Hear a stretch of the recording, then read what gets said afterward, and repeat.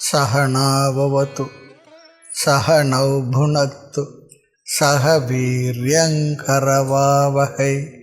तेजस्विनावधीतमस्तु मा विद्विषावहै। ஓம் சாந்தி சாந்தி சாந்தி. தைத்திரிய உபனிஷத் 49வது வகுப்பு, பிரம்மானந்தவல்லி, 6வது அணுவாக்கம். அசன்னேவ சபவதி அசத் பிரம்மேதி வேத சேத் அஸ்தி பிரம்மேதி சேத்வேத சந்தமேனம் ததோ விதுரிதி தஸ்யைஷ ஏவ ஷாரீராத்மா யபூர்வஸ்ய அசன்னேவ சபவதி அசத் பிரம்மேதி வேத சேத் அஸ்தி பிரம்மேதி சேத்வேத சந்தமேனம் ததோ விதுரிதி தஸ்யைஷ ஏவ ஷாரீராத்மா யபூர்வஸ்ய. இந்த அணுவாக்கத்துக்குள்ளே சென்று நாம் விசாரம் செய்வதற்கு முன்பாக இங்கே 2 விஷயங்களை நாம் பார்க்க வேண்டும் என்று பார்த்தோம். ஆனந்தமய கோஷத்தை பற்றி பேசும்பொழுது ஆனந்த ஆத்மா பேசப்பட்டு விட்டதனால் சமஷ்டி வெஷ்டி உபாசனை இங்கு பேசப்படவில்லை சொல்லி பார்த்தோம். பிறகு விதுருத்தி என்கின்ற இந்த வார்த்தையில் ஸ்ரத்தையையும் சம்சய நிவர்த்தி, சந்தேகம் தெளிதல் என்ற 2 கருத்தையும் இங்கு இந்த அணுவாக்கம் பேசுகின்றது என்று பார்த்தோம். இது ஸ்ரத்தை என்பதை பற்றி ஆரம்பித்தோம். ஸ்ரத்தை சொல்லி சொன்னால் பிரம்மத்தை பற்றி உபனிஷத் பேசும் பொழுதும் அதனுடைய இருப்பில் நமக்கு சந்தேகம் வந்துவிடும். பொதுவாக நம்ம அனுபவிக்காத பார்க்காத ஒரு விஷயத்தை பற்றி யாராவது பேசினால் நமக்கு அதில் சந்தேகம் வந்துவிடும். இருக்குமா, அப்படி கூட உண்டா, அப்படிலாம் சந்தேகம் வந்துவிடும். ஆக சில பொருள்களை பற்றி நாம் பேசும்பொழுது அந்த பொருளை நாம் அனுபவிக்க வாய்ப்பு இருந்தால் அதை நம்புவோம். அப்படி அனுபவிக்க வாய்ப்பில்லை என்றால் அந்த பொருளில் நமக்கு, அந்த விஷயத்தில் நமக்கு நம்பிக்கை வராது. சொர்க்கலோகம் பற்றி பேசியிருக்கு, நரகலோகம் பற்றி பேசியிருக்கு, அதில் அவ்வளோ நம்பிக்கை வராது. காரணம், நம்ம அதை பார்க்க முடியாது. பார்க்கணுன்னா என்ன பண்ணணும்? பார்த்துட்டு நம்ம வருவோமாண்டா, அதுவும் இல்லை. ஆக அதே போல் பிரம்ம விஷயத்தில் நாம் பிரம்மத்தை அனுபவிக்க முடியாத காரணத்தினால் அந்த பிரம்மத்தினுடைய இருப்பில் நமக்கு சந்தேகம் வரலாம். நம்முடைய அனுபவமாக இல்லையே. ஆனால் அது அனுபவிப்புடைய சொரூபம் என்பது பிறகுதான் நம்ம குருநாதர் உணர்த்துகின்றார். அதனால தான் சொல்லுவோம், ஆத்மா அனுபவம் இல்லை, ஆத்மா அனுபவிக்கப்படும் பொருளும் இல்லை, அது அவனுடைய சொரூபமாக, அவனே அதுவாக இருக்கின்றது. அதனால தான் சொல்லுவோம், அனுபவிப்பனை ஒரு நாளும் அனுபவிக்கப்படும் பொருளாக அனுபவிக்க முடியாது. ஒரு சூத்திரம் இது. அனுபவிப்பவனை ஒரு நாளும் அனுபவிக்கப்படும் பொருளாக அனுபவிக்க முடியாது. அப்படி அனுபவிச்சு சொல்லி சொன்னால் அது அனுபவிக்கப்படும் பொருளாகிவிடும், அது நானாக ஆக முடியாது. ஆகவே அனுபவிப்பவனாக அது இருந்து கொண்டிருக்கின்றது. அனுபவிப்பனை எப்படி அனுபவிக்க முடியும்? அசம்பவம். அல்ல, ஆத்மா அனுபவம் இல்லை, ஆத்மாவாக நான் இருக்கிறேன் என்பதை புரிந்து கொள்வது தான் இங்கே இது ஒரு பெரிய ஒரு விஷயம். இது அது நிறைய பேருக்கு ஆத்மா அனுபவம், எனக்கு ஆத்மா அனுபவம் வரலையே, அது வரலையே, இது வரலையே அப்படின்னா ரொம்ப ஏங்கி தவிக்கிற காலம்லாம் இருந்தது, எல்லாருக்குமே இருக்கின்றது. அப்படி ஆத்மா அனுபவவாதிகளும் இருக்கின்றார்கள். ஆக ஆத்மா அனுபவிக்கப்படும் பொருள் இல்லை, அனுபவிப்பவனாக, அனுபவிப்பவனுடைய சொரூபமாகவே அவனாக அது இருந்து கொண்டு இருப்பதால் அப்படி சொல்லி சொல்கிறேன். அனுபவங்கள் அனைத்தும் அவன் மீது வந்து செல்கின்றது. ஆக பிரம்ம விஷயத்தில் நாம் பிரம்மத்தை அனுபவிக்க முடியாத காரணத்தினால் அந்த பிரம்மத்தினுடைய இருப்பில் நமக்கு சந்தேகம் வரலாம். ஆனால் அவ்வாறு சந்தேகப்படக்கூடாது. அந்த இடத்தில் தான் ஸ்ரத்தை இருக்க வேண்டும் என்று உபனிஷத் இங்கு ஸ்ரத்தையினுடைய பெருமையை விளக்குகின்றது, பறைசாற்றுகின்றது. வேதாந்தத்தில் 2 படிகளை நாம் புரிந்து கொள்ள வேண்டும். முதல் படி, ஸ்ரத்தையோடு பிரம்ம அஸ்தி, பிரம்மத்துடைய எக்ஸிஸ்டன்ஸ் இருக்கு பாருங்க, அதை நாம் புரிந்து கொள்ள வேண்டும். பிரம்ம அஸ்தி, பிரம்மம் என்று ஒன்று இருக்கின்றது, ஆண்டவன் ஒருவன் இருக்கின்றான், அவன் அன்பு மனங்கள் சிரிக்கின்றான் சொல்லி சொன்னான். அதுபோல் இறைவன், அந்த பிரம்மம் என்ற ஒன்று இருக்கின்றது என்று நாம் புரிந்து கொள்ள வேண்டும். அதனுடைய எக்ஸிஸ்டன்ஸ் சொல்கிறோம் பாருங்க, அஸ்தித்வம், அதை நாம் புரிந்து கொள்ள வேண்டும். ஆக நமக்கு சாஸ்திரத்தை ஸ்ரத்தை இல்லாமல் நம்முடைய சுயமான புத்தியை வைத்து அதிகம் சிந்தித்தால் எவ்வளோ தூரம் போகலாம் சொன்னால், இந்த உலகம் நிலையற்றது, அசாரம் என்பது வரையில் வேணுமானால் செல்லலாம். அதுவே கொஞ்சம் கடினம்தான். எல்லாருக்கும் இந்த உலகம் சத்தியம் சொல்லியிருக்கு, அவருடைய அனுபவங்கள் எல்லாம் சத்தியம் சொல்லியிருக்கு. நிறைய பேருக்கு அதுதான் உண்மை என்றும் இருக்கின்றது. அனித்யம் அசுகம் லோகம் இமம் பிராப்பிய பஜஸ்வமா, அது வரை கூட போகலாம். ஆனால் அதற்கு மேலே போகணும்னு சொன்னால் இன்னொன்றை நாம் ஏற்றுக்கொள்ள வேண்டும். அருளால் எவையும் பார் என்றான், அது அறியாது சுட்டி என் அறிவாலை பார்த்தேன், இருளான பொருள் கண்டதல்லால் கண்ட எண்ணெயும் கண்டிலேன் என்னை எடி தோழி. எல்லாவற்றையும் சாஸ்திரம் கொடுத்த அறிவின் மூலமாக பார்க்க சொல்லி குருநாதர் சொல்லி கொடுத்தார். ஆனால் என்னுடைய சிற்றறிவினால் பார்த்த பொழுது ஒன்றுமே எனக்கு விளங்கலைன்னு சொல்கிறார், இருந்ததும் போச்சுன்னு சொல்கிறார். ஆகவே இந்த உலகம் நிலையற்றது, அசாரம் என்கின்றதை சில நேரம் சில அனுபவங்கள் நமக்கு உணர்த்துகின்றது. ஆனால் இவ்வளவு தூரம் வந்தவர்கள் புத்த மதத்து ஒரு பிரிவினர் இருக்கின்றார்கள், ஒரு வகையினர். ஆகையினால தான் நாங்கள் சொல்கிறோம் இந்த உலகமே சூன்யம். ஆனால் அதனால் என்ன, அவர்கள் அடுத்த படிக்கு வரவில்லை, அந்த படியை தாண்டலை. சூன்யம் முடிவில்லை. ஆமாம், சூன்யவாதிகள் சொல்லணும் பாரு, சூன்யம் முடிவில்லை. சூன்யம்னா ஒன்றும் இல்லை. சூன்யம்னா நார்த்தில் ஒரு லாங்குவேஜில் சூன்யம் சைபர்னு அர்த்தம், அப்படி சொல்கிறாங்க. ஆக ஆதாரமான ஒரு வஸ்து பிரம்மன் அது இருக்கின்றது என்ற நிலைக்கு அவர்கள் வராததற்கு காரணம் சாஸ்திரத்தின் மீது அவர்களுக்கு ஸ்ரத்தை இல்லாதது தான் காரணம். சாஸ்திரத்தின் மேலே ஸ்ரத்தை இல்லை. அவர்கள் வேதத்தை சாஸ்திரத்தை சாஸ்திரம்தான் பிரமாணம் என்பதை அவர்கள் ஏற்றுக்கொள்வதில்லை, நீக்கிவிட்டார்கள். தஸ்மா சாஸ்திரம் பிரமாணத்தை சொன்னார். சாஸ்திரம் தான் இந்த விஷயத்தில் பிரமாணம். சாஸ்திரம் தான் பிரமாணம் என்பதை நாம் ஏற்றுக்கொள்ளவில்லை என்றால் அது தருகின்ற அறிவையும் நாம் ஏற்றுக்கொள்ள மாட்டோம். ஆகவே இந்த சாஸ்திரத்தை அவர்கள் நீக்கிவிட்டதன் காரணத்தினால் அவர்கள் இந்த உலகம் தந்த விஷயத்தை ஆராய்ச்சி செய்து அது தந்த அறிவின் அளவிற்கு அவர்கள் நின்று விட்டார்கள். அவ்வளோ. வேதத்தை சாஸ்திரத்தை அவர்கள் பிரமாணமாக ஏற்றுக்கொள்ளவில்லை. வேதத்தினுடைய பூர்வ பாகத்தில் கர்மகாண்டத்தில் நிறைய விஷயம் சொல்லியிருக்கு. அந்த கர்மகாண்டத்தை ஒரு ஸ்டேஜில் அதிகமாக உபயோகப்படுத்தி அதிலிருந்து சிலர் ஒரு மாதிரி விரக்தி ஆனார்கள். என்ன இதெல்லாம் ரொம்ப ஓவராக இருக்கு அப்படி சொல்லி அதற்காக அவைகளை நீக்கிவிட்ட காரணத்தினால் அதில் ஸ்ரத்தை இல்லாமல் சென்று விட்டது. புத்த மதம் பரவியதற்கு காரணத்தை சொல்லும்போது எந்த ஸ்டேஜில் வந்தது என்பதை ரொம்ப அழகாக சரித்திரத்தில் பார்க்கும்பொழுது அதிகமான இந்த கர்மகாண்ட விஷயங்களுக்கு அதிகமாக கவனம் கொடுத்ததுனால அது மக்களை ஒரு மாதிரி சலிப்படைய செய்து விட்டது. அந்த நேரத்தில் அறிவுபூர்வமாக ஒரு கருத்தை சொல்லக்கூடிய மதம் தேவைப்பட்டது. அந்த இடத்தை புத்தர் ஃபில்லப் பண்ணார்ன்ற போல ஒரு கருத்தும் சொல்லுவார்கள். ஆகவே இந்த கர்மகாண்டத்தை குறைகள் இருக்கலாம், அந்த காலத்தில் அவைகளை தவறாகவும் பயன்படுத்தியும் இருக்கலாம் தான் சொல்கிறோம். அதற்காக அவைகளை நீக்கிவிட்ட காரணத்தினால், அதில் ஸ்ரத்தை இல்லாத காரணத்தினால் அவருடைய கொள்கை கருத்து இறைவனை பற்றிய கருத்து வரும்பொழுது இறைவன் என்று ஒன்று இல்லை, சூன்யம்தான் இருக்கின்றது என்று அவர்கள் சொல்லி அதை அவர்கள் கொள்கையாக்கி விட்டார்கள்.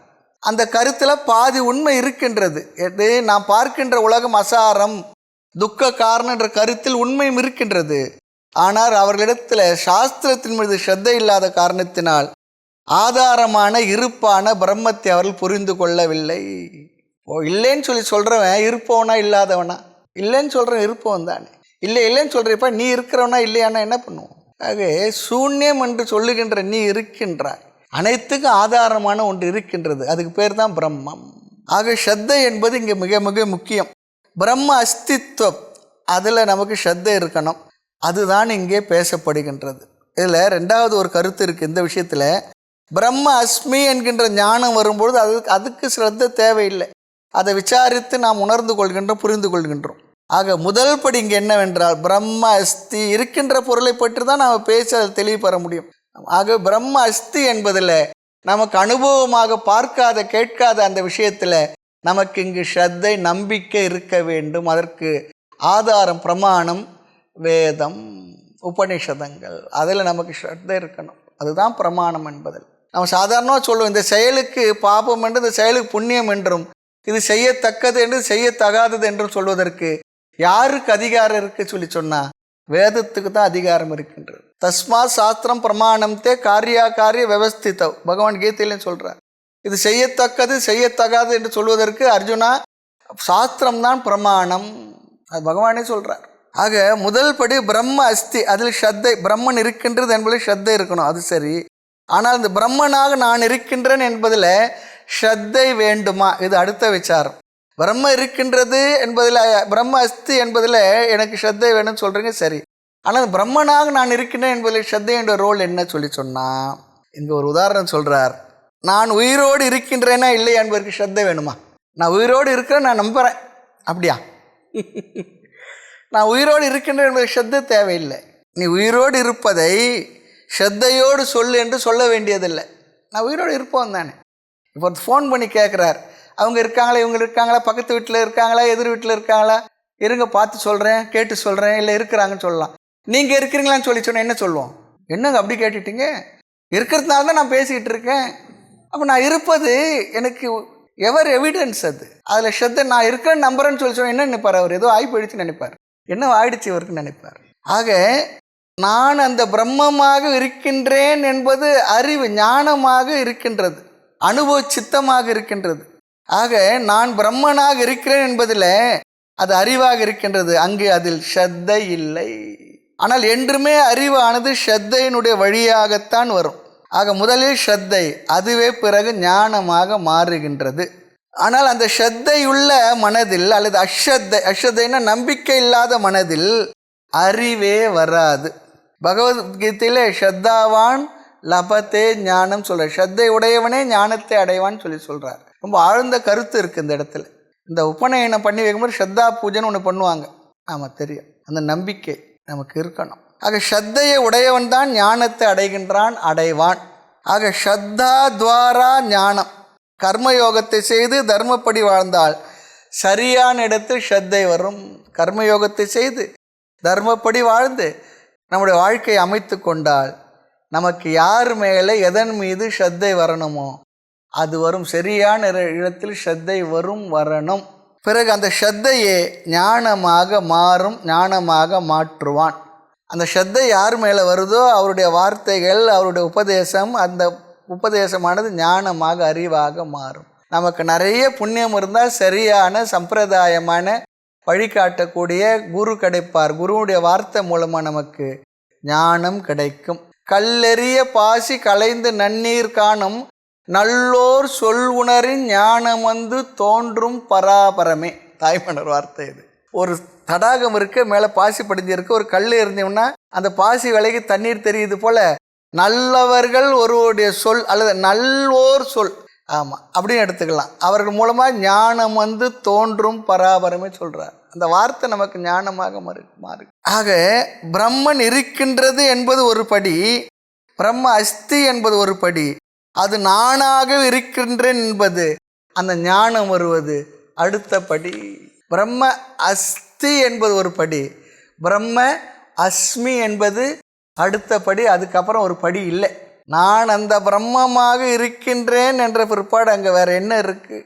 இருக்கின்றேன் என்று சொல்கிறதுக்கு கூட ரெண்டாவது ஒரு ஆள் இல்லை, அவ்வளவுதான். அகம் பிரம்ம, அவ்வளோதான். நான் தான் அந்த நானே அந்த பிரம்மம். குரு சொல்லிடுறார், தத்துவமசி, நீ அதுவாக இருக்கிறாய். அது உபதேச மகா வாக்கியம். சிஷ்யன் புரிந்து கொண்டு பதில் சொல்கிறான், அகம் பிரம்ம அஸ்மி, அது அனுபூதி மகா வாக்கியன்னு சொல்லுவாங்க. மகா வாக்கியம்னா 4 வேதத்து 4 மகா வாக்கியம் இருந்தாலும் கூட எந்த வார்த்தையெல்லாம் நீயும் அந்த பிரம்மமும் ஒன்று என்று சொல்லுமோ அதெல்லாம் மகா வாக்கியம்தான். அப்படி மகா வாக்கியங்கள் நூற்றுக்கணக்கான இடங்களில் நீயும் அதுவும் ஒன்று என்று நிறைய இடத்துல சொல்லியிருக்கு. ஆக இனி அடுத்த கருத்து, இரண்டாவது ஸ்ரத்தையை பற்றி பார்த்து முதல் கருத்து. இரண்டாவது கருத்து சம்சய நிவர்த்தி, சந்தேகத்தை நீக்குதல். சம்சய நிவர்த்தி. இங்கே என்ன சந்தேகம்?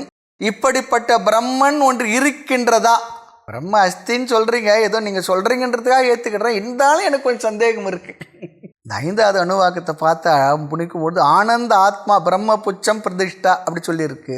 அப்படின்னா அந்த பிரம்மன் உண்மையிலே உள்ளதா என்பது சந்தேகமாக வரும். சந்தேகம் என்றால் காரணம் சொல்லணும். எப்படி நீ சந்தேகப்படுற? இல்லை காரணம்லாம் சொல்ல மாட்டேன், சந்தேகப்படுறேன், நான் ஒத்துக்க மாட்டாங்க. பேர் காரணம் சொல்லுப்பா. காரணமே சொல்லாத சந்தேகப்படுறேன்னா என்ன அர்த்தம்? சில பேர் இருக்கிறாங்க, சில வகுப்புகளுக்கு வரக்கூடியவர்கள், 10-2 பேர் கடைசி வரைக்கும் எப்போ பார்த்தாலும் சந்தேகம் கேட்டுக்கிட்டே இருப்பாங்க. 20 வருஷமாக கிளாஸுக்கு வந்தால் கூட அது அவருடைய அவங்க சொரூபம், அவ்வளோதான். சில பேர் பாரு கடைசி வரைக்கும் சந்தேகம் கேட்டுக்கிட்டே இருப்பாங்க. அப்புறம் எது தான் கேட்டுக்கிட்டு இருக்கா, என்னதான் சாஸ்திர ஞானம் உள்ள போச்சுன்னு தெரியல. இருக்காங்க, ஒருத்தர் இருக்கார். ஆக சந்தேகம் என்றால் காரணம் சொல்லணும். ஒரு காரணம் இல்லை நான் சந்தேகப்படுறேன்னா அது சரியில்லை. ஆக இங்கே சந்தேகப்படுறது பல காரணங்கள் சொல்லலாம். அதில் ஒரு காரணம் சொல்கிறார், பிரம்ம நம் அனுபவத்திற்கான விஷயமாக இல்லை, நம்முடைய அனுபவத்திற்கான விஷயமாக அது இல்லை. ஆகவே அப்படி ஒரு பிரம்மன் இருக்கின்றதா என்ற சந்தேகம் வருகின்றது. ஆக முதல் காரண சந்தேகத்திற்கு ஆச்சாரியர் ரொம்ப அழகாக சொல்கிறார், விவகார அதீதத்வாத். ரொம்ப அழகான வார்த்தை, விவகார அதீதத்வாத். அது விவகாரத்தை தாண்டி நிற்கின்ற காரணத்தினால் எனக்கு சந்தேகம் வருகின்றது. விவகாரத்துக்கு உட்பட்டதாக இருந்தால் இந்த 5 பொறிப்புலன்களுக்கும் மனதிற்கும் புத்திக்கும் வசப்படுவதாக இருந்தால் நான் நம்புகிறேன். ஆனால் இது அப்படி இல்லாத காரணத்தினால் சந்தேகம் வருகின்றது என்று ரொம்ப அழகான ஒரு கருத்தை சொல்லுகின்றார். அந்த பிரம்மத்துடைய இருப்பில் எனக்கு சந்தேகம் வருகின்றது. இந்த சந்தேகத்தை அடுத்து வரக்கூடிய 6, 7வது அணுவாக்கங்களில் இதுதான் தலைப்பே. 6, 7வது இப்போ பார்க்குறது 6வது அணுவாக்கம். பிரம்ம அஸ்திவா நவா, அந்த பிரம்மம் இருக்கின்றதா இல்லையா. ஆக சந்தேகம் அதை நீக்குகின்ற சாதனத்தை நாம் மனனம் என்று சொல்லலாம். ஆக முதல் 5 அணுவாக்கம் ஸ்ரவணம், பிரம்மம் இருக்கின்றது என்றது. இந்த 6, 7 2 அணுவாக்கம் மனனம், பிரம்ம அஸ்தித்வம் தான் நிர்ணயம் இங்கு செய்யப்படுகின்றது. அதனுடைய பீஜம், அதற்கு விதையாக இந்த இடம் இங்கே சொல்லப்படுகின்றது. இனி சிஷ்யனுடைய கேள்வி வரும், அங்கு இந்த விசாரம் வர இருக்கின்றது. ஆக 2வது கருத்து, பிரம்மன் இருக்கின்றதா என சந்தேகம். ஏன் இந்த சந்தேகம் வருகின்றது என்றால் அந்த பிரம்மன் என்னுடைய அனுபவத்திற்கு இல்லாத காரணத்தினால். ஆக உபநிஷத்து எப்படி இந்த கருத்தை கூறுகின்றது நம்ம பார்ப்போம். மந்திரார்த்தம், வேத அவன் நினைத்தால், எவ்விதம் நினைத்தால், உபனிஷத் ஒரு வார்த்தை சொல்லுகின்றது, பிரம்ம அசத்து, பிரம்ம இல்லை என்று இதி என்று, அசத் பிரம்ம இதி, பிரம்ம அசத் என்று வேத சேத் ஒருவன் நினைத்தால், பிரம்மமானது பிரம்மம் என்ற ஒன்று இல்லை என்று அவன் நினைத்தால், அப்படி ஒரு கொள்கையை கொண்டால் என்ன சொல்கின்றது பாருங்க, அவனே இல்லாதவன் ஆகிவிடுகின்றான். பிரம்ம இல்லைன்னா நீ இல்லாதவன் ஆகிவிடுகின்றாய் சொல்றது. அது கருத்து சொல்ல போகிறது பாருங்க. பிரம்மத்தை இல்லை அசத் என்று ஒருவன் சொன்னால் அவனே அசத்தாகி விடுகின்றான். அசன்னேவச்ச பவதி, அவனே அசத்தாகி விடுகின்றான். எவன் அசத் பிரம்மேதி வேதச்சேத், யார் பிரம்மத்தை அசத் என்று கூறுகிறார்களோ, இதன் அர்த்தம் என்ன, பிரம்மன் இல்லை என்று வேதச்சேத் ஒருவன் நினைத்தால் சக அசத் பவதி, அவன் இல்லாதவன் ஆகிவிடுகின்றான். ஒரு கால் பிரம்மம் இருக்கின்றது என்று அவன் நினைத்தால் அவன் என்ன ஆகின்றான், அவன் இருப்பவன் ஆகின்றான். அஸ்தி பிரம்ம இதி சேத் வேத, அஸ்தி என்றால் இருக்கின்றது, பிரம்ம இருக்கின்றது என்று வேத சேத் ஒருவன் அறிந்தால், ஒருவன் பிரம்மனை இருப்பதாக புரிந்து கொண்டால், உபனிஷத் அதே பாணியில் சொல்ல வேண்டுமென்றால் சக சன்பவதி என்று சொல்ல வேண்டும், அவன் இருப்பவன் ஆகின்றான் என்று சொல்ல வேண்டும். அப்படிப்பட்ட மனிதர்களை சத்புருஷர்கள், ரிஷிகள், மேலானவர்கள் என்று கூறுகின்றது. அவர்களே மேலானவர்கள், உயர்ந்தவர் ரிஷிகள் என்று சொல்லுகின்றது. அதுக்கு ரிஷிகள், இது சத்புருஷன்ற சொல்கிற வார்த்தை பாருங்க, சந்தம் இருப்பவன், ஏனம் பிரம்மத்தை இருக்கின்றது என்று நினைப்பவன், தத்தக அவன் எந்த காரணத்தினால் பிரம்மன் இருக்கின்றது என்று நினைக்கின்றான், அதனால் விதுகு அறிகின்றார்கள், கூறுகின்றார்கள். யார், ரிஷிகள், ஞானிகள், சான்றோர்கள், மேலானவர்கள். இத்தி இத்தி என்ற ரிக்மந்திரம் இங்கு நிறைவு பெறுகின்றது, முடிவு அடைகின்றது. இத்தி என்றார். பிரம்மத்தை சத்து என்று சொன்னால் அவன் சத்தாகின்றான், இருப்பவன் ஆகின்றான். அசத் என்று சொன்னால் அவன் அசத்தாகின்றான், இல்லாதவன் ஆகின்றான். இவ்வளவுதான் இந்த மந்திரத்தில் இங்கே சொல்லி இருக்கின்றது. இதற்கும் நாம் அறிமுகப்படுத்தியதற்கு ஏதாவது சம்பந்தம் இருக்கா, ஸ்ரத்தையை பற்றிய சந்தேகம், சம்சய நிவர்த்தி என்ன இங்கே சம்பந்தம் இருக்கின்றது என்றால் இதை கொஞ்சம் நாம் விசாரம் செய்ய வேண்டும். இப்படி தான் பெரியவங்க எடுத்துகிட்டு போவாங்க. ஒரு கால் நீ பிரம்மத்தை நான் புரிந்து கொள்ள முடியவில்லை என்றாலும், அந்த பிரம்மத்தை நான் என்று நீ புரிந்து கொள்ள முடியவில்லை என்றாலும், பிரம்மத்தை இருப்பதாக ஏற்றுக்கொள். இந்த வார்த்தை மூலமாக தான் ஸ்ரத்தையை மறைமுகமாக இந்த அணுவாக்கமானது நமக்கு சொல்லுகின்றது. நீ உனக்கு அப்படிலாம் இல்லைன்னு சொல்லி நினைச்சாலும் கூட நீ ஏற்றுக்கொள் அப்படின்னு சொல்லி சொல்கிறோம். அதெல்லாம் நான் ஏற்றுக்க மாட்டேன்னு சொல்லி சொன்னால் ஒரு லெவலுக்கு சொல்லி பார்ப்பலன்னு என்ன பண்ணுவோம், சரிப்போ உன் விருப்பம் அப்படி போயிட்டு வீடுகளே அப்படி தானே சொல்லுவோம். குழந்தைங்கள பையங்க ஏதோ சொன்னாங்கன்னா ஒரு லெவலுக்கு சொல்லி பார்ப்போம். அதுக்கு மேலே என்ன பண்ணுவோம், சரிப்பா உன் இஷ்டம், நான் என்ன பண்ண முடியும். ஆக பிரம்மத்தை இருப்பதாக ஏற்றுக்கொள் என்று இந்த ஸ்ரத்தையை மறைமுகமாக இங்கு சொல்லுகின்றது. அப்படி ஏற்றுக்கொண்டால் அப்படிப்பட்ட ஒருவனை சந்தம் சத்புருஷனாக அறிகின்றார்கள். ஸ்ரத்தையனும் வாழும் உதவி பந்தம், அதாவது தீரமும் தந்து என்னை பாதுகாத்து அருள் செய்கவா சொல்வார். ஸ்ரத்தை என்பது ஒரு வாள். அந்த வாள் என்ன பண்ணுறோம், நம்முடைய அறியாமையெல்லாம் வெட்டி வீழ்த்தி அதற்கான தீரத்தை தைரியத்தை கூடன்னு சொல்லி கேட்குறார். தீரன் சின்ன மலை சொல்கிறாங்க பாருங்கள், சம்ஸ்கிருத வார்த்தை தான் தீரன். ஆமாம், ஸ்ரத்தையனும் வாழும் உதவி பந்தமர மெய்ஞான தீரமும் தந்து என்னை பாதுகாத்து அருள் செய்குவாய் தாய்மலரும் கேட்கின்றார். ஐயா நீ சொன்ன ஒரு வார்த்தையினை மலை இலக்கென நம்பினேன். அந்த நம்பிக்கை நீ சொன்னதும் ஒரு சொல்லி, அந்த சொல்லால் விளைந்த சுகத்தை என் சொல்வேன். அவன் சொல்லாத வார்த்தையை சொன்னாண்டி தோழி அப்படிலாம் நிறைய இடத்துல சொல்லுவார். என்ன தான் சொன்னார், இந்த மீட்டிங்லாம் பேசுவாங்க. அவர் என்ன சொன்னார் என்றால், இவர் என்ன சொன்னார் என்றால், அவர் என்ன சொன்னார், இப்படியே நீட்டி முழைக்கும். ஆனால் என்ன சொன்னார் மட்டும் சொல்ல மாட்டாங்க. அது நிறைய மேடம் பேச இப்படியே தான் எல்லாம் தான் சொன்னார் சொல்லுப்பாண்டா, அதான் கடைசி வரையும் சொல்ல மாட்டான். அதான் இதோட என் பேச்சு முடிஞ்சு போச்சு. ஏற்றுக்கொண்டால் அப்படிப்பட்ட ஒருவனை சந்தம் சத்புருஷனாக அறிகிறார்கள். ஏற்றுக்கொள்ளவில்லை என்றால் அவனே அசத்தாகி விடுகின்றான், இல்லாதவன் ஆகி விடுகின்றான். எனவே முதல்ல பாருங்க, பிரம்மத்தில் நம்பிக்கை வைக்க வேண்டும். இரண்டாவது, அந்த பிரம்மத்தின் இருப்பிலேயே சந்தேகம் வந்துள்ளது. அதன் அடிப்படையில் அடுத்த பகுதி வர இருக்கின்றது. அசத் என்றால் 2 அர்த்தம் இருக்கு, சந்தம் இதற்கு 2 பொருள் இருக்கின்றது. 2த்தையும் பார்க்க போகிறோம். பிரம்மத்தை அசத் இல்லை என்று நினைத்தால் நீ இல்லாதவன் ஆகிவிடுகின்றாய். இதுதான் இப்போ பார்த்தோம். பிரம்மத்தை இருப்பதாக நீ நினைத்தால் நீ இருப்பவன் ஆகின்றாய். இங்கே அசத் பவதி என்றால் அசத் சமக பவதி, நீ இல்லாதவனுக்கு சமமாகி விடுகின்றாய் சொல்கிறார். இந்த வார்த்தை ரொம்ப முக்கியம். இல்லாதவன் ஆகி விடுகின்றாய், இருந்துகிட்டு இருக்கானேன்னு சொன்னால் இல்லாததற்கு சமமாகி விடுகின்றாய். இந்த வார்த்தையை சொல்லணும். எப்பொழுது பிரம்மத்தை இல்லை என்று நீ சொன்னால் அது எப்படி இல்லாதது போல் ஆகி விடுவாய். இதற்கு ஒரு விளக்க ஆசிரியர் ரொம்ப அழகாக பதில் சொல்கிறார். அந்த பிரம்மன் தான் ஆத்மாவாக இருக்கின்றது. ஆத்மாவாக தானாக இருக்கின்ற பிரம்மத்தை நீ இல்லை என்று சொன்னால் நீயே இல்லை என்று சொல்வதற்கு சமன் சொல்லிட்டுறார். அதுதான் ஆத்மா. நீ ஆத்மா தானே, ஆத்மா இருக்கிறதுனால தான் நீ இருக்கிற. உயிரோடு இருக்கிற இல்லைன்னா என்ன சொல்லுவோம், உயிரோடு இல்லாத ஒரு உடம்போடு நம்ம பேச முடியுமா? என்னங்க அப்படி கேட்டுட்டீங்க? அப்போனா பிரம்மம் இருக்குன்னு அர்த்தம்ப்பா. அந்த ஆத்மாவே பிரம்மம், அந்த பிரம்மம் தான் நீ இல்லைன்னு சொல்லி சொன்னீங்கன்னா அப்போ நீ இல்லைன்னு சொல்லி அர்த்தம் ஆகி விடுகிறது. இந்த அர்த்தத்தில் ரொம்ப அழகாக சொல்கிறா. இது ஒரு நல்ல லாஜிக். ஆக நீ இருக்கின்றாயா இல்லையா, நீ இருப்பவனா இல்லாதவன், அதுக்கு என்ன பதில் சொல்லுவோம்? நான் இல்லைன்னு சொல்லி சொன்னால் ஜடம் இல்லைன்னு சொல்லுமா? ஜடமான ஒன்று இல்லைன்னு சொல்லி சொல்லுமா? அது பேசாது. இல்லை இருக்குன்னு சொல்லி சொன்னால் இருக்குன்னு சொன்னால் என்ன அர்த்தம்? நீ ஜடம் இல்லைன்னு சொல்லி அர்த்தம். ஆக சிலர் பணம் இருந்து இல்லைன்னு சொல்லி சொல்லுவாங்களாம். ஏன் தெரியுங்களா? அதுக்கு என்ன லாஜிக் சொல்லுவாங்க தெரியுங்களா? போதிய அளவுக்கு இல்லைன்னு தான் அதுக்கு அர்த்தம். அது போதிய அளவு எவ்வளோ, அதுக்கு அது ஒரு அந்த அளவு நமக்கு தெரியாது. ஆமாம். ஆகவே இங்கே ரொம்ப அழகாக சொல்கிறார். அப்படி இருக்கின்ற பிரம்மத்தை இல்லை என்று சொன்னால் அவனே இல்லாததற்கு சமம். இது முதல் அர்த்தம். அதிலே தாய்மன்னர் பாட சொல்லுவார். இல்லைன்னு சொல்கிறாங்க பாருங்க. அந்த இடத்துல நாம் சொல்கிற வார்த்தை இல்லை, சொன்ன வெளியில் இருந்து கோவம் வருமானு தெரியாது. தாய்மன்னர் வார்த்தை இது. கண்ணாவாரேனும் நின்னை கை குவியாராகில் அந்த மண்ணாவார் நட்பை மதியேன் பராபரமே. யார் மண்ணுன்னு சொல்கிறாங்க பாருங்க. அப்படி சொல்கிறவங்களே மண்ணுன்னுடுறார். நாம் சொல்லலை, தாய்மன்னர் சொல்கிறார். கண்ணாவாரேனும், நம்ம என்ன பண்ணுறோம், ரொம்ப நமக்கு வேண்டிய என் கண்ணே மணியேன்னா கொஞ்சம் பாருங்க.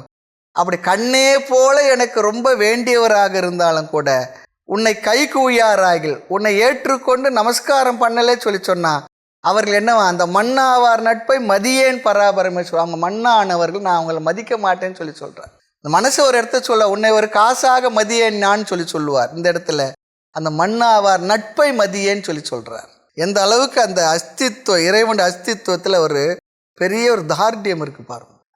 ஆக இதே பொருளை சந்தம் என்பதில் எப்படி எடுத்துக்கொள்ளலாம் என்றால், சன் என்றால் அவர்கள் உண்மையில் இருக்கின்றார்கள்.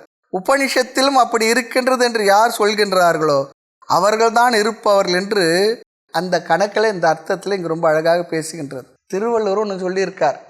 உலகத்தில் இல் என்பதை உண்டு என்பான், உண்டு என்பதை இல்லை என்பான். அவங்கள என்ன பண்ணனா, உலகில் அழகையாய் வைக்கப்படும். அவங்கள பேயின்னு சொல்லணும்னு சொல்லிட்டார். எல்லாரும் இருக்குன்றது இல்லை என்னுவான், எல்லாரும் இல்லைன்றது இருக்குன்னு சொல்லுவான். அவன் என்ன பண்ணனா, உலகில் அழகையாய் வைக்கப்படும். சரி, 2வது பொருள் எங்கே இருக்குது? அசன் சொல்லி சொன்னா இல்லாதவன் ஆகின்றான். இல்லாதவன் ஆகின்றான் என்றால் புருஷார்த்த அயோக்கியக பவதி. அல்லது அபுருஷார்த்த சம்பந்தி பவதி. சம்பந்தினா வேற நினைச்சுக்க போறீங்க, எல்லாருமே சம்பந்தி தான் ப்ராப்ளமே. புருஷார்த்தம் தர்ம அர்த்த காம மோட்சம். ஆமா, இங்கு குறிப்பாக மோட்சம் அல்லது ஏதாவது ஒரு புருஷார்த்தம். அந்த புருஷார்த்தத்துக்கு அயோக்கியன், யோக்கியதை தகுதி இல்லாதவன் ஆகி விடுகின்றான். ஏனென்றால் அவனுடைய வாழ்க்கையில் அறம் பொருள் வீடு என்கின்ற எந்த புருஷார்த்தத்தை அவன் அடைய முடியாது. அவன் துக்கத்தை தான் அடைவான். ஆகவே அசத் பவதி, துக்கத்தை அடைவான் என்பது ஒரு அர்த்தம். அடுத்து ஏன் புருஷார்த்தத்தை அவன் அடைய முடியாது என்றால், புருஷார்த்தம் என்றால் எது நம்மால் தேடி அடையப்படுமோ அதற்கு பெயர் புருஷார்த்தம். தேடணும்னு சொல்லிச்சோன்னா எப்போ தேடுவான்? அதற்கு என்ன காரணம்? பிரம்ம என்ற தத்துவத்தை ஏற்றுக்கொள்ளவில்லை என்றால் அவன் வேதத்தை ஏற்றுக்கொள்ளாதனாகி விடுவான்.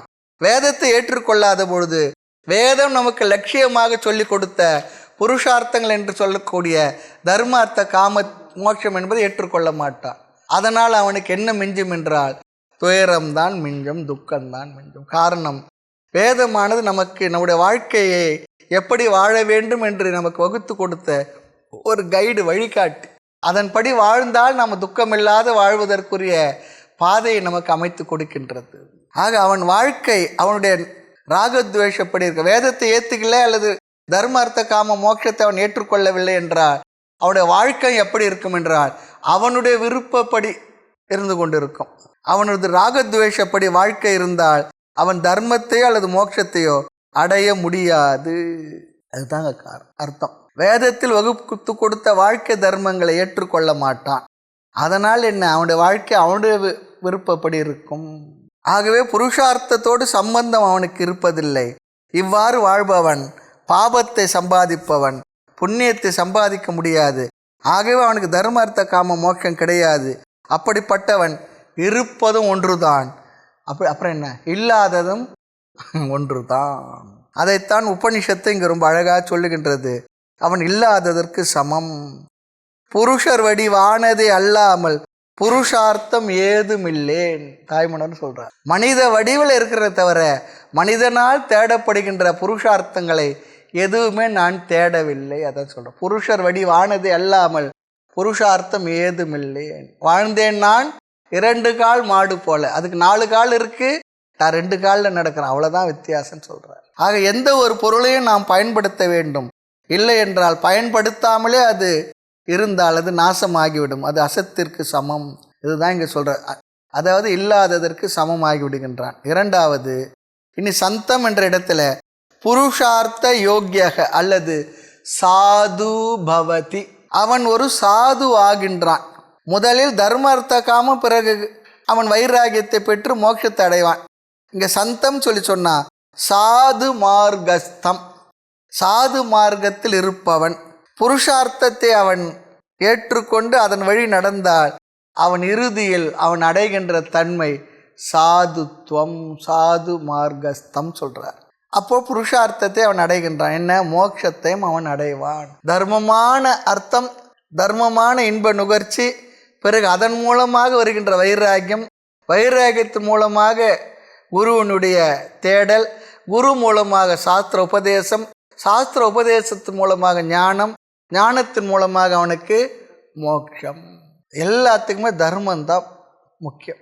எவ்வளோ வேணா இன்பத்தை அனுபவித்துக்கொள், தர்மமாக இருக்கட்டும். ஒரு ஸ்பீட் பிரேக்கர் போட்டுறான். எவ்வளவு வேணா பொருள்களை சம்பாதித்துக்கொள், உன்னுடைய சாமர்த்தியம், ஆனால் தர்மமாக இருக்கு. தர்மமான அர்த்தம், தர்மமான காமம், அதுதான் என்ன பண்ணும், மோட்சத்திற்கான பாதையை திறந்து விடும்.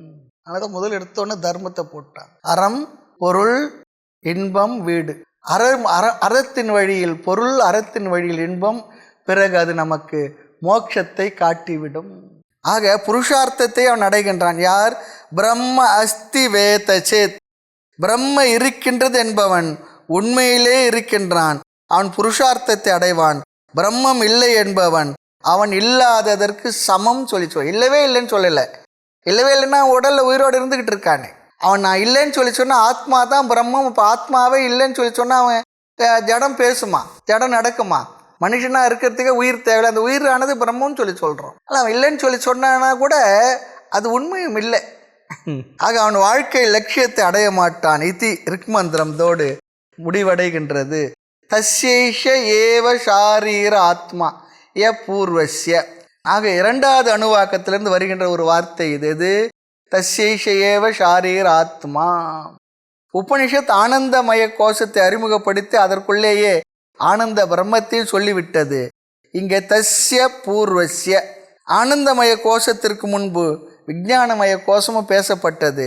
எனவே தஸ்ய பூர்வஸ்ய சொல்லி சொன்னா விஞ்ஞானமய கோஷத்தினுடைய யக ஏஷ, எந்த ஒன்று ஷாரீர் ஆத்மாவோ, எந்த கோஷத்திற்கு ஆத்மாவாக எது இருக்கின்றதோ அது ஆனந்தமயக அஸ்தி. யக ஏஷக ஆத்மா என்பது ஆனந்தமயத்தை குறிக்கின்ற ஒரு சொல். ஆக இது இரண்டாவது கோஷத்திலிருந்து, பிராணமய கோஷத்திலிருந்து, இரண்டாவது அணுவாக்கத்திலிருந்து ஆரம்பித்து சொல்லப்பட்ட இந்த வார்த்தை. ஒவ்வொரு கோஷத்திற்கும் ஷாரீர் ஆத்மா என்று பெயர் கொடுக்கப்பட்டது. பிராணமயத்தில் ஷாரீர் ஆத்மா என்று சொன்னது. அன்னமயத்தில் உள்ள சரீரம் அதை பிராணமயத்திற்கு ஷாரீர் ஆத்மா என்று சொன்னது. ஷாரீர் ஆத்மா என்ற பெயர் இரண்டாவது அணுவாக்கத்திலிருந்து வருகின்றது. நம்ம மந்திரத்தை பார்த்தோம்னா தெரியும் நமக்கு. இது புரிவதற்காக ஒரு கூடுதல் கருத்தாக சொல்லப்படுகின்றது. எனவே இங்கும் கூட ஆனந்த மயக சொல்லி சொன்னா, மயக என்றால் இது கோஷத்தை தான் குறிக்கின்றது. கோஷம் என்றால் உரை, அதெல்லாம் தெரியும். இந்த இடத்துல அதிக விளக்கம்லாம் தேவை இருக்கல. ஆக ஆனந்தக என்றால் ஆத்மா. இங்கு மயக என்றால் சின்மயக சைத்தன்யமயக என்றும் பொருள். அப்படின்னு என்ன? மயம் சொல்லிச்சுன்னா சொரூபம். மயம் என்றால் விகாரம் என்ற ஒரு அர்த்தம் இருக்கு. ஆனால் இந்த இடத்துல விகாரம் என்ற அர்த்தம் பொருந்தாது. ஆக பிரம்ம புச்சம், ஆத்மா ஆனந்த ஸ்வரூபம், பிரம்ம புச்சம் பிரதிஷ்டா. இத்துடன் உபனிஷத் ஸ்ரத்தையின் முக்கியத்துவத்தை சொல்லி பிரம்மத்தினுடைய இருப்பில் ஒரு சந்தேகத்தை கிளப்பி அந்த சந்தேகத்தை அதுவே என்ன பண்ணுறது? நிவர்த்தி செய்தது. இனி இதே அணுவாக்கத்தில் அடுத்த பகுதியில் சிஷ்யன் ஒரு கேள்வியை கேட்கின்றான். அதற்கான பதிலையும் நாம் பார்க்க போகின்றோம். ஆறாவது அணுவாக்க தொடர்ச்சி. அதாதோ அணு பிரஷ்னாஹ உதாவித்வானமும் லோகம் பிரேத்ய கச்சன கச்சதி ஆஹோ வித்வானம் லோகம் பிரேத்ய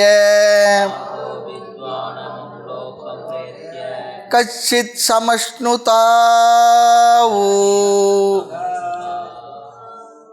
அதாதோ அணு பிரஷ்னாஹ உதாவித்வானமும் லோகம் பிரேத்ய கச்சன கச்சதி ஆஹோ வித்வானமும் லோகம் பிரேத்ய கச்சித் சமஷ்ணுதாவு.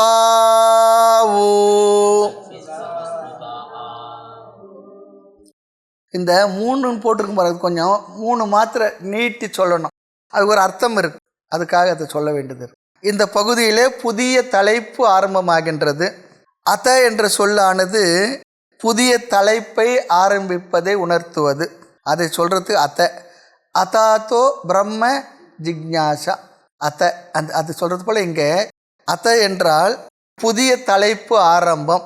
அத்தக இவ்விதம் உபதேசத்திற்கு பிறகு என்று பொருள். ஆஃப்டர் டீச்சிங் இஸ் ஓவர், இதுவரை சொன்ன உபதேசத்தை முடித்த பிறகு அப்படி சொல்லி அர்த்தம் அத என்றால். ஆமாம், அந்த வார்த்தைக்கு அதுதான் அர்த்தம். அதாத்தோ தேர்ஃபோர், ஆகவே அணு பிரஷ்னாக, மாணவனுடைய மனதில் சந்தேகம் இருக்கின்ற காரணத்தினால். அவருக்கே தெரியுது, நல்லா சொன்னா கூட இன்னும் கூட கொஞ்சம் சந்தேகம் இருக்கலாம், இருக்கும். சின்ஸ் தேர் இஸ் டவுட்னு சொல்றார். சந்தேகம் வந்தால் கேள்வியை கேட்க வேண்டும். எனவே உபனிஷத்தை சொல்லுகின்றது அணு பிரஷ்னாக, இந்த கேள்விகள் வருகின்றது. இந்த உபதேசத்திற்கு பிறகு மாணவனுடைய மனதில் சந்தேகம் இருக்கின்ற காரணத்தினால் இப்பொழுது வருகின்ற கேள்வியானது எழுந்துள்ளது. இதை சொல்றது யாரு? உபனிஷத்தை சொல்றது. உபனிஷத்து ஆசிரியரே சொல்றார். அந்த கேள்வி மாணவனுடைய வாக்கியம். அதை உபனிஷத்து இங்கு நமக்கு அறிமுகப்படுத்துகின்றது. இவ்வளவு நேரம் கேட்ட பிறகு பிரஷ்னாக, கேள்விகள், அணு பிரஷ்னா, இந்த உபதேசத்தை ஒட்டிய கேள்விகள் மாணவனால் கேட்கப்படுகின்றது. இங்க 3 கேள்விகள் இருக்கு. முதல் கேள்வி, பிரம்ம அஸ்திவா, பிரம்மன் இருக்கின்றதா? மறுபடியும் அந்த கேள்வி இங்கு நேரடியாக சொல்லப்படவில்லை, நாம் புரிந்து கொள்ள வேண்டிய கேள்வி. இனி வருகின்ற பகுதிகளில் பிரம்மன் இருக்கின்றது என்பதை நிலைநாட்டுகின்ற பதில்களைத்தான் நாம் பார்க்க போகின்றோம். ஆக ஜெகத்காரணனாகிய உபாதான நிமித்தமாக இருக்கக்கூடிய அந்த பிரம்மத்தினுடைய தன்மைகளை பற்றியெல்லாம் விதவிதமான பதில் எல்லாம் இங்கே வரப்போகின்றது. ஆகவே நாம் கேள்வியாக எடுத்து அந்த கேள்விகளுக்கு பதிலையும் நாம் பார்க்க போகின்றோம். இது முதல் கேள்வி. என்ன? பிரம்ம அஸ்திவா, பிரம்மன் இருக்கின்றதா? இரண்டாவது கேள்வி, ஞானியானவன் பிரம்மத்தை அடைகின்றானா இல்லையா? ஞானி பிரம்மத்தை அடைகின்றானா இல்லையா? என்ன இது புது கேள்வி, பார்ப்போம். அதுவும் பிரளய காலத்திலேயே அல்லது உயிரோடு இருக்கும்போதா இல்லையா? ஞானி பிரம்மத்தை அடைகின்றானா? அது எப்பொழுது? உயிரோடு இருக்கும் பொழுதா அல்லது இறந்த பின்பு அடைவானா? அந்த இறந்த பின்பு அடைவான நீங்கள் எப்படி எடுத்தீங்க? பிரேத்தியன்னு வார்த்தை இருக்கு பாருங்க, அதை வச்சுதான் பிரேத்த பரிசோதனை சொல்கிறோம் பாருங்க. ஆமாம், பிரேத்திய பிரேதம் சொல்லி சொன்னால் உயிர் இல்லாத உடம்பு. தேகம் என்பது சதா தகித்து கொண்டிருப்ப, தகனம் சொல்கிறோம் பாருங்க, தகனம் சொல்கிறோம் பாருங்க. இதெல்லாம் நமக்கு வழக்கத்தில் நம்மால் மாற்ற முடியாத கலந்து விட்ட சில சொற்கள். ஹாஸ்பிட்டல் ஆங்கிலம் தானே, ஆனால் நமக்கு என்ன தமிழ் ஆயிடுச்சது. தமாஷா சொல்லியிருக்கோன்னு நினைக்கிறேன். சுவாமி சொன்னார், ஒருத்தர் பஸ் ஸ்டாண்ட் நின்று இருந்தாராம். அவருக்கு வந்து தூய தமிழில் பேசுகிறவர் என்ன பண்ணுறாங்க, பஸ் ஸ்டாண்ட் நின்றுட்டு இருந்தாராம். இந்த பேருந்து நிலையத்திலிருந்து, இந்த வழித்தடத்திலிருந்து இந்த மருத்துவமனைக்கு செல்வதற்கு இந்த எண்ணுள்ள பேருந்து வருமானு கேட்டாராம். அவர் முழிச்சு பார்த்தாராங்க. யார்கிட்ட கேள்வி கேட்டாராம். அவர் கொஞ்ச நேரம் பொறுத்து புரிஞ்சுக்கிட்டார், இங்கே இந்த நம்பர் இருக்க பஸ் ரூட்டு இந்த ஹாஸ்பிட்டல் போகுமா பண்ண. அப்படி தமிழில் கேளுங்களேன் சார் சொல்கிறேன். எதுக்கு இப்படி வேற ஒரு லாங்குவேஜை கேட்டு அப்படி ஆகிடுச்சு சில வார்த்தைலாம். அது போல் இங்கே பிரேத்திய இறந்த பிற்பாடு. மூன்றாவது கேள்வி, இறந்த பின்பு அஞ்ஞானியான பிரம்மத்தை அடைகின்றானா இல்லையா? இந்த கேள்விலாம் கனெக்ட் பண்ண போகிறோம். ஞானி பிரம்மத்தை அடைகின்றானா இல்லையா, இருக்கும்பொழுதா அல்லது இறந்த பின்பா? மூன்றாவது கேள்வி, இறந்த பிறகு அஞ்ஞானியான பிரம்மத்தை அடைகின்றானா இல்லையா? ஏனென்றால் அவன் இருக்கும்போது பிரம்மத்தெல்லாம் அறியலையே, அஞ்ஞானியாக தானே இறந்து போகிறான். அதில் அஞ்ஞானியான இறந்த பிற்பாடு அவன் பிரம்மத்தை அடைகின்றானா இல்லையா? இதில் ஞானி பிரம்மத்தை அடைகின்றானா, அஞ்ஞானித்து பிரம்மத்தை அடைகின்றானா? இந்த கேள்விக்கு என்ன பதில் என்றால், என்ன பதில் சொன்னாலும் சரியாக வராது. டீச்சர் என்ன பதில் சொன்னாலும் மாட்டிக்குவார். எப்படி பதில் சொன்னார்? மாணவர்களுக்கு ஆசிரியரை கேள்வி கேட்டு திணற அடிச்சதுல ஒரு பெரிய சந்தோஷம். ஆகா, அவன் டீச்சரே திணற அடிச்சிட்டு வராரு, அவ்வளோ சந்தோஷம் இருக்கும். வாத்தியார் மாணவர்கள் தான் கேள்வி கேட்டு அவர் எப்படி முடிச்சாரலாம், பார்த்தியா எப்படி கேள்வி கேட்ட பார்த்தியா. அது போல என்ன சொல்லாலும் மாட்டிக்குவார். ஞானி பிரம்மத்தை அடைகின்றான் என்றாலும் அஞ்ஞானி அடையவில்லை இல்லை அடைகின்றான் என்றாலும் ரெண்டு பேரும் அடைகின்றார்கள் என்றாலும் தோஷம் வந்துவிடும். தோஷம்னா என்ன? குறை வந்துவிடும். குறை வந்து ஞானி அடையல அஞ்ஞானி அடைகின்றான் என்றாலும் பெரிய குறை வந்துடும், குற்றம் வரும் இல்லையா? அப்படின்னா அஞ்ஞானி பிரம்மத்தை அடைகின்றான்னு சொல்லி சொன்னா, இறந்த பிற்பாடு சொன்னா எதற்கு கஷ்டப்பட்டு ஞானத்தை அடையணும்? நான் பாட்டு இருந்துட்டு போறேன், செத்த பிற்பாடு பிரம்மத்தை அடைஞ்சிடுவேனே. எதுக்கு வகுப்பு, எதுக்கு சாதனை செய்து சம்பத்தி, எதுக்கு கர்ம யோகம், எதுக்கு பக்தி யோகம்? நிம்மதே சாப்பிட்டு தூங்கி எப்படியா வாழ்ந்துட்டு போனா அடைஞ்சிடுவேனே. ஆக இந்த இடத்துல இன்னொரு அர்த்தம், எதற்கு கஷ்டப்பட்டு ஞானத்தை அடையணும்? ஏனென்றால் பிரம்மன் எல்லாவற்றுக்கும் காரணம் என்று அறிமுகப்படுத்தி இருக்கு. ஞானி மட்டும் பிரம்மத்தை அடைகின்றான் என்றால் அஞ்ஞானி பிரம்மத்திடமிருந்து வரவில்லை என்று ஆகிவிடும். ஞானி மட்டும்தான் அடைவான், அஞ்ஞானி அடைய மாட்டான்னு சொல்லி சொன்னா, அப்போ அஞ்ஞானி பிரம்மத்துக்கு அந்நியமா இருக்கானா? அதுலேருந்து வேறுபட்டு இருக்கானா? அவனுக்கு பிரம்மன் நான் தெரியலன்னாட அவன் என்ன, நான் ஆத்மான்னு எனக்கு தெரிஞ்சாலும் நான் ஆத்மா தான், ஆத்மா தெரியலனாலும் நான் என்ன ஆத்மா தானே. இப்போ ஆத்மான்னு தெரிஞ்ச பிற்பாடு தான் நான் ஆத்மாவா? தெரியாத பொழுது நான் ஆத்மா தான், தெரிந்த போதும் ஆத்மா தான். தெரியாத பொழுது அறியாமல் இருந்தேன், தெரிஞ்ச பொழுது நான் இப்போ அறிவோடு இருக்கிறேன். அவ்வளோதான், வித்தியாசம் வேறு ஒன்றும் இல்லை. நம்முடைய இருப்பே அந்த பிரம்மத்தினுடைய அஸ்தித்வத்தை காட்டி கொண்டிருப்பது தான். உயிரோடு நாம் இந்த உடலில் இருந்து கொண்டிருப்பது பிரம்மத்தினுடைய ஆத்மாவுடைய அஸ்தித்வம் இருக்கின்ற தன்மையை நிரூபித்து கொண்டிருக்கின்றது. ஆக ஞானி மட்டும் பிரம்மத்தை அடைகின்றான் என்றால் இல்லையா, அப்போ அஞ்ஞானி பிரம்மன் இல்லைன்னு சொல்லி ஆகிடும். அஞ்ஞானி பிரம்மத்திடமிருந்து வரவில்லை என்று ஆகிவிடும். ஆக பிரம்ம சர்வ காரணம் என்று சொல்லி இருக்கின்றோம் இல்லையா. அப்போ என்ன சொல்லணும்னா, பிரம்மன் சர்வ காரணம்னு சொல்லிடுங்க. அது எல்லாத்துக்கும் காரணம் நீங்கள் ஏன் சொல்கிறீங்க? அது காரணம் இல்லைன்னு சொல்லிடுங்க. ஆகவே ஞானி மட்டும் அடையவில்லை, அஞ்ஞானி சேர்ந்து அடைகின்றான் அப்படி சொன்னாலும் கூட அப்போ ஏன் கஷ்டப்பட்டு முயன்று ஞானத்தை அடைய வேண்டும்? சுபாவமாக இயற்கையாகவே வாழ்ந்து சென்றால் பிரளய காலத்தில் எல்லோருமே பிரம்மத்தை அடைந்து விடலாமே. ஞானம் சுலபம், சாதனை செய்ய சம்பத்தி தான் கஷ்டம். எதற்கு கஷ்டப்பட்டு முயற்சி செய்து இதெல்லாம் அடையணும்? நான் இருக்கிற போல இருந்து எல்லாரும் போல இருந்துட்டு நான் போயிட்டே இருக்கிறேன். அவனும் செத்து போன ஞான பிரம்மத்தை அடைய போகிறேன், நானும் செத்து போன பிரம்மத்தை அடைய போகிறேன். எதுக்கு இதெல்லாம் தேவையில்லை. அதான் சொல்கிறேன், இருக்கும் வரை போகியாக வாழ்ந்து சென்று விடலாமே. சாஸ்திரத்தினுடைய தேவை என்ன இருக்கின்றது? ஆக ஞானத்திற்காக செய்கின்ற முயற்சிகள் அனைத்தும் பயனற்றதாக வியர்த்தமாக ஆகிவிடும். ஆக எப்படி சொன்னாலும் அந்த பதில் ஏதோ ஒரு குறை உள்ளதாக ஆகிவிடும். ஆமாம், இருவரும் அடைகின்றார்கள் என்றால் கஷ்டப்பட்டு ஞானத்தை அடைவது என்பது பொருந்தாது, தேவையற்றது ஆகிவிடும். இந்த எண்ணத்தை மனதில் வைத்துக்கொண்டு கேள்வி கேட்கின்றான் சிஷ்யன். மந்திரார்த்தத்தை பார்க்கலாம். அத சந்தேகத்தை குறிக்கின்ற சொல் உதா வித்வான், பிரித்தால் உத அவித்வான். உத அவித்வான் சொல்லி சொன்ன அஞ்ஞானி, பிரம்மத்தை அறியாதவன். அமும் லோகம், அந்த வார்த்தை பிறகு பார்க்கலாம். பிரேத்திய என்றால் இறந்த பிறகு. கஷ்யன, இந்த வார்த்தையை அவித்வான் என்பதோடு சேர்த்துக்கணும். கஷ்யன அத்வான், ஏதோ ஒரு அஞ்ஞானி கச்சதி அடைகின்றானா. எதை? அமும் லோகம். அமும் என்றால் இந்த லோகம், பிரம்மம் என்றால் பரம்பொருள். பொதுவாக லோகம் என்றால் ஸ்தானம், பூலோகம், போர்லோகம், சோர்லோகம் சொல்கிறாங்களே, அதைத்தான் குறிக்கும். இங்கே லோகம் என்றால் பிரம்ம என்ற அர்த்தம். ஆக இந்த அல்லது அந்த பிரம்மத்தை அவித்வான் அடைவானா. எப்பொழுது? பிரேத்திய, இறந்த பிறகு. இங்கு எதற்கு பிரம்மத்திற்கு லோகம் என்ற அர்த்தம் வந்தது? லோகம் என்றால் சாதாரண லோகம் தானே எடுத்துக்கணும். ஏன் நீங்கள் பிரம்மன்ற லோகம் இந்த வார்த்தையை எடுத்துக்கொண்டீர்கள்? இந்த இடத்துல சம்பிரதாயமாக சொல்கிறவங்களுடைய விசேஷம் நமக்கு புரியணும். லோக்கியத்தே அனேன சைத்தன்யேன இதி லோகம் பிரம்ம, இப்படி ஒரு லட்சணம். எந்த சைத்தன்யத்தினால் அனைத்தும் பார்க்கப்படுகின்றதோ அது லோகம் என்ற ஒரு அர்த்தம் இருக்கின்றது. எதெல்லாம் நம்மால் பார்க்கப்படுகின்றதோ லோக்கியத்தே இதி லோகம், அப்படி ஒரு அர்த்தம் இருக்கின்றது. இங்கே ரெண்டாவது பொருள், எதனால் பார்க்கப்பட முடியுமோ அது லோகம். எதனால் பார்க்கின்றோம்? கண், மனம் என்று நாம் சொல்லலாம். அவைகளெல்லாம் ஜடம் தானே. சைத்தன்யத்தினுடைய இருப்பினால் தான் இந்த மனம் உணர்வை பெறுகின்றது. அந்த உணர்வையுடைய மனதினுடைய இருப்பினால்தான் கண்களோ காதுகளோ மற்றதோ நமக்கு உலகத்தின் இருப்பை நமக்கு உணர்த்துகின்றது. ஆக இந்த அர்த்தத்தில் பார்த்தால் லோகம் என்பதற்கு பிரம்ம என்று பொருள். எப்படி சுற்றி வளைச்சி இழுத்து சொல்ல வேண்டியது பாருங்க. ஆனால் அப்படி சொல்லலைன்னா இந்த இடத்துல இந்த வார்த்தைக்கு அர்த்தம் நமக்கு வராது, முழுமையாகாது. லோகம் என்பது பிரம்ம என்ற அர்த்தம் எடுத்துக்கலன்னா இங்கே சரியாக வராது.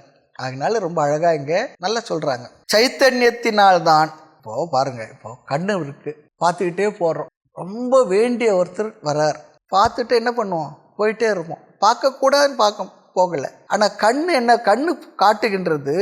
ஆனால் கண்ணுக்கு பின்னால் என்ன இல்லை? மனசு இல்லை. மனசு எங்கே இருக்குது? வேறு எதுவோ நினச்சிக்கிட்டு. ஒருத்தர் கூப்பிடுறாரு, நம்ம எதுவோ சிந்திச்சுட்டு இருந்தால் அவர் சத்தமாக கூப்பிட்டா நம்ம காது கேட்கல. என்னங்க எவ்வளோ நேரமாக கூப்பிட்டுக்கிட்டு இருக்குன்னா, ஓ அப்படியா, இருங்க இருங்க. அப்போ என்ன? மனசு எங்கே போயிடுச்சு? அப்போது கண்ணோ அல்லது காதோ என்ற இந்திரியத்தின் பின்னால் மனது இல்லை என்றால் எதையும் பார்க்க முடியாது. அப்போ மனதிற்கு அந்த தன்மை ஏன் வந்ததென்றால் சேத்தனத்தினுடைய பிரதிபிம்பத்தினால். அந்த பிரதிபிம்ப சைத்தன்யமாக சிதாபாசனோடு கூடிய மனதினால் இந்த உலகம் கண் காது மூலமாக பார்த்தும் கேட்கவும் படுவதனால் அந்த சிதாபாசனுக்கு ஆதாரமானது எது? சித், அதுவே பிரம்மம். ஆகவே லோகம் என்றால் எதனால் உலகம் பார்க்கப்படுகின்றதோ, எதனால்? சேத்தனத்தினால். ஆகவே சேத்தனமானது பிரம்மத்தினுடைய சொரூபம். ஆகவே பிரம்மம் என்று அர்த்தம் எடுத்துக்கொள்கின்றார்கள். இந்த வார்த்தைக்கு பாருங்கள், இங்கே போய் அர்த்தம் தேட வேண்டியது. ஆக லோகம் என்றால் இங்கே எந்த சைத்தன்யத்தினால் அனைத்தும் அறியப்படுகின்றதோ அது பிரம்ம. எந்த சைத்தன்யத்தின் இருப்பினால் மனமும் அதனால் உடலும் இந்த இந்திரியங்களும் இயங்குகின்றதோ அதனால் தான். ஆகவே இங்கு லோகம் பிரம்ம என்று அர்த்தத்தை இங்கு பெரியவர்கள் நமக்கு கொடுத்துள்ளார்கள். அவன் அந்த பிரம்மத்தை அடைகின்றானா. கச்சதி என்பதில் மூணு போட்டிருக்கும் பாருங்க, இல்லையா? அந்த எண்ணு இருக்கும். அதன் பொருள் என்றால் கச்சதி என்று 3 மாத்திரையில் உச்சரிக்கணுமா. ஆமாம், ஒரு மாத்திரை ஒரு நொடி சொல்லுவாங்க. ஒரு நொடி என்பது கண் இமைக்க நேரமும் கை சொடுக்கும் நேரமும் ஒரு மாத்திரை சொல்லுவாங்க. 2 மாத்திரை இருக்குது, அப்புறம் 3 மாத்திரை இருக்குது. 3 மாத்திரை அளவிற்கு நீட்டி சொல்ல வேண்டும், அதுதான் சொல்கிறார். 2 மாத்திரை நெடில், குறில் நெடில் சொல்கிறோம். இங்கே குறில் சொன்னால் ஹ்ரஸ்வம் சொல்லுவோம். நெடில் சொல்லி ஒரு அர்த்தம் சொல்லுவோம். சம்ஸ்கிருதத்தில் பிருத்தம் என்று சொல்லப்படும். 2 மாத்திரைக்கு அதிகமாக சொல்லணும்னா தீர்க்கமாக சொல்லணும். ஆமாம். ஆக இந்த 3 மாத்திரை சந்தேகத்தை குறிக்கின்றது சொல்கிறார். நீட்டி சொல்லணுமா. நாம் சந்தேகமாக கேட்டால் என்ன பண்ணுவோம், அப்படி கொஞ்சம் இழுப்போம் அப்போ என்ன சந்தேகம் இருக்குன்னு சொல்லி அர்த்தம். என்ன இழுக்கிறீங்க சொல்லுமில்ல. தெளிவாக இருக்கிறதுல சட்டுன்னு சொல்லிவிடுவோம். சந்தேகம் இருக்கிறதுல கொஞ்சம் அப்படி உள்ளுக்குள்ளே போகும். அப்படி நான் கேட்டு பார்க்க ஏதோ ஒன்று. ஆக இது சந்தேகத்தை காட்டுகின்றது. கச்சதி அவன் செல்கின்றானா. ஆக ஆஹோ அல்லது வித்வான் ஞானி, பொதுவாக அறிவாளி, பிரம்மத்தை அறிந்தவனே இங்கே ஞானி. அமும் லோகே பிரம்ம அல்லது பரமாத்மா பிரேத்திய அவனு இறந்த பிறகு கச்சித் கச்சன ஒரே பொருள் தான். யாராவது ஒரு வித்வான் சமஷ்ணுதா 3 போட்டிருக்கு பாருங்க. சமஷ்ணுதே அடைகின்றானா. இங்கே சந்தி ரூல் படி பார்த்தால் இந்த சமஷ்ணுதே என்பது சமஷ்ணுதா ஒன்று போட்டிருக்கு பாருங்க, அப்படி இருக்கும். ஆக இங்கே அந்த 3 என்பதையும் இந்த தா என்பதை சேர்த்து உத என்றால் ஆஹோ என்பதோடு சேர்த்து கொள்ளணுமா. இதெல்லாம் கிராமர் பாயிண்ட் சொல்லுவாங்க, எல்லாம் வேண்டான்னு விட்டுடும் இல்லை. உதாஹோ அல்லது இங்கேயும் அந்த 3வது எண்ணு போட்டிருக்கோம். இதுவும் மாத்திரை அளவுக்கான விஷயந்தான் அந்த அளவு. ஆக உச்சரிக்க வேண்டிய கால அளவு. இதுவும் சந்தேகத்தை குறிக்கின்றது. அஞ்ஞானி இறந்த பிற்பாடு பிரம்மத்தை அடைகின்றானா, ஞானி இருக்கும்பொழுது அது இறந்த பிற்பாடு பிரம்மத்தை அடைகின்றானா. யார் பிரம்மத்தை அடைகின்றார்கள்? ஆக யாராவது ஒரு வித்வான் பிரம்மத்தை இறந்த பின்பு அடைகின்றானா என்பது கேள்வி. இந்த கேள்வியை பார்த்தால் முதலில் அணு பிரஷ்னாக என்று பன்மையில் இருக்கின்றது. 2க்கும் மேல். ஆமாம், சம்ஸ்கிருதத்தில் ஒருமை இருமை பன்மை அப்படிலாம் சொல்லி இருக்கின்றது. பன்மை என்றால் 2க்கு மேல். பிரஷ்னக சொல்லி சொன்னால் ஒருமை, பிரஷ்னவு சொல்லி சொன்னால் இருமை. பிரஷ்னாக என்றால் 2க்கும் மேல். ஆக இங்கு கேள்வியை பார்த்தால் 2 கேள்விதான் தெரிகின்றது. எனவே இந்த 2 கேள்வியை 2க்கு மேல் பதில் சொல்லி ஆக வேண்டும், அல்லது 2க்கு மேல் கேள்வி இருக்கின்றது என்று நாம் எடுத்துக்கொள்ள வேண்டும். இதை 2 விதத்திலும் சொல்லலாம். முதல் விதம், ஏற்கனவே நாம் இங்கே ஒரு கேள்வியை சேர்த்து கொள்ள வேண்டும். என்ன, இதற்கு முன் பிரம்மன் இருக்கின்றதா இல்லையா என்று சந்தேகம் கேட்கப்பட்டது. அதையும் நாம் இங்கு சேர்த்து கொண்டால் 3 கேள்விகள் வந்துவிடும். ஆக முதல் கேள்வி பிரம்மன் இருக்கின்றதா, 2வது கேள்வி இருந்தால் இந்த பிரம்மத்தை ஞானி அடைகின்றானா, 3வது அஞ்ஞானி பிரம்மத்தை அடைகின்றானா. இவ்வாறு கேள்வியை சேர்க்கவில்லை என்றால் வேறு விதத்தில் நான் எப்படி பன்மை பொருத்தி கொள்வது பொருள்படுத்துவது என்றால் 4 சொல்லணும்னு சொல்லி சொன்னால் வித்வான் அடைகின்றானா, அடையவில்லையா 2வது. 3வது அவித்வான் அடைகின்றானா, அடையவில்லையா. வித்வான் அடைகின்றானா ஒரு கேள்வி, 2வது அடையவில்லையா. அவித்வான் அடைகின்றானா, 4வது அடையவில்லையா. இப்படி சிம்பிளாக நாம் இந்த கேள்வி வச்சுக்கலாம். ஆக 4 கேள்விகள். இந்த 4 கேள்விகளை விட முன்பு பார்த்த 3 கேள்விகள் தான் பொருந்தி வரப்போகின்றது. அதை அடுத்த பகுதியிலிருந்து விளக்கமாக பார்க்கலாம். மூர்த்தி எல்லாம் வாழி எங்கள் மௌன குரு வாழி, அருள் வார்த்தை என்றும் வாழி, அன்பர் வாழி பராபரமே. ஓம் பூர்ணமத பூர்ணமிதம் பூர்ணாத் பூர்ணமுதச்யதே பூர்ணஸ்ய பூர்ணமாதாய பூர்ணமேவாவசிஷ்யதே. ஓம் சாந்தி சாந்தி சாந்தி. ஹரி ஓம் ஸ்ரீ குருப்யோ நமः. ஹரி ஓம்.